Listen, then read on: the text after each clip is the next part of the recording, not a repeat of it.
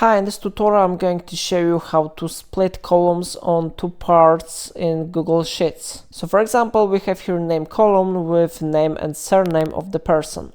If we would like to split it on two columns and have name on the first one column and last name on the second column, we need to select this one column and then we need to go to data and we need to select this one option, split text to columns. Then we need to select here separator.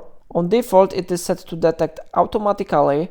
You can try to use this option, or you can click here, and for example, I can select here space, because I have space between name and surname. So I select here space, and after that my column should be successfully splitted, and now we have name on the first column and the last name on the second column.